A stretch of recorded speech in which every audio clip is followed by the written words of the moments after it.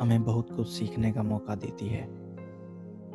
जब भी हम हारते हैं या निराश होते हैं, तब हम अपना धैर्य रखना सीखते हैं। हम सफलता के लिए अधिक उद्यत होते हैं। जब भी हार होती है तो उसे इस तरह ही देखें कि आपके प्रयास सफलता के लिए पर्याप्त नहीं थे और आपको सफलता के लिए और तैयारी की ज़रूरत है। निराशा में ही आशा छिपी होती है। क्रिकेट के मैच में एक टीम हारती है, लेकिन अगले मैच में वह इस हार को भुलाकर पुनः जीतने की कोशिश करती है। ऐसे भी पर्वतारोही हैं जिन्हें पर्वत ने कई बार हराया, लेकिन उन्होंने जीत के लिए साहस नहीं हारा और अतः पर्वत उनकी इच्छा शक्ति के आगे झुका। तो अपनी हार में उन कारणों को ढूंढने का प्रयास होना चाहिए जिनसे आप सफलता से दूर रहें और उन्हें सुधारने का प्रयास आपको विजेता बनाता है। जब आप एक एक करके अपनी कमजोरियों पर काम करते हैं तो आप खुद को विपरीत परिस्थितियों के योग्य बना लेते हैं। जब भी जीवन में हताशा से सामना हो तो अपने मित्रों के साथ समय बिताएं। ऐसे समय जब आप हताशा महसूस कर रहे हैं, खुद को दुनिया से अलग थलग न कर लें, क्योंकि इस तरह आप अपने ही विचारों में कैद हो जाते हैं। मित्र तो उन खिड़कियों की तरह होते हैं जिनसे जीवन में ताज़ी हवा आती है। चाहे कितनी भी विकट परिस्थितियां क्यों न हो, एक अच्छा मित्र आपको गहन निराशा के क्षणों से उभारने का काम करता है। अक्सर हम परिवार के साथ बहुत सी बातें साझा नहीं कर पाते क्योंकि उम्र और समझ का अंतर बीच में होता है, लेकिन हमारे मित्र हमारी मनोस्थिति और हमारे बर्ताव को बेहतर तरीके से समझते हैं। वे हमारी ज़रूरतों से परिचित होते हैं और इसीलिए उनके सामने अपनी पीड़ा कहने में किसी तरह की झिझक नहीं होनी चाहिए। वे ठीक समाधान तलाशने में हमारी मदद करते हैं। एक अच्छा दोस्त विकट परिस्थितियों में हमारा सबसे बेहतर मार्गदर्शक होता है। जब भी आप कमज़ोर क्षणों से गुजर रहे होते हैं तो उन चीज़ों से जुड़ना चाहिए जो आपको खुशी देती हैं। आपका आनंद चाहे जो भी हो, उसमें डूबने की कोशिश करें। जब आप अपने आनंद के क्षेत्र में डूबेंगे तो निराशा से उभर जाएंगे।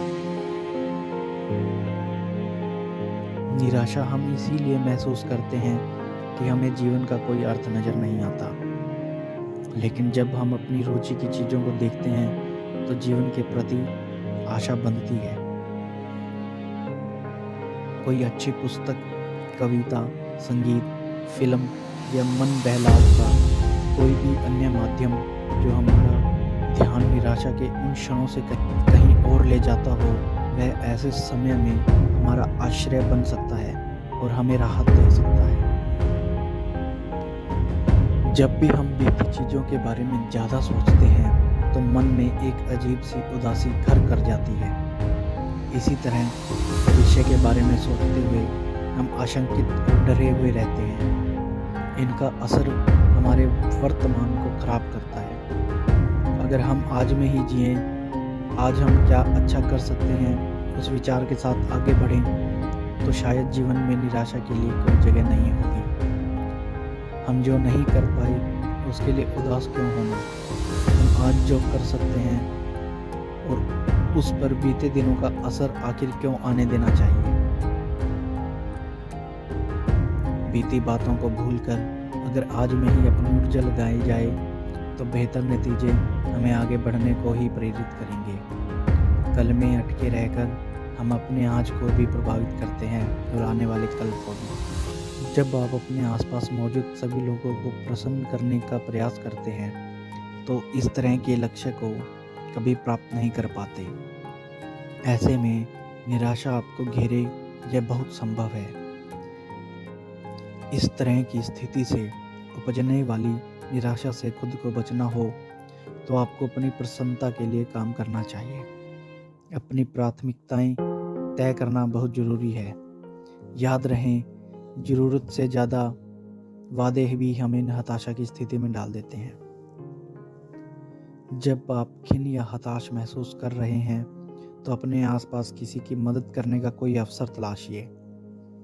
दूसरों के साथ जुड़िए, दूसरों की प्रसन्नता के लिए छोटा मोटा काम हाथ में लीजिए।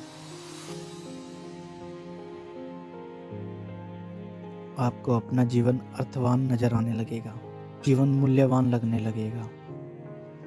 हम अक्सर ढर्रे पर चलते हुए भी जीवन का मूल्यांकन करने में असमर्थ हो जाते हैं। हमें लगता है कि जीवन उतनी ही दूर तक है जितना हम देख पा रहे हैं, लेकिन जीवन उससे भी आगे है। वहाँ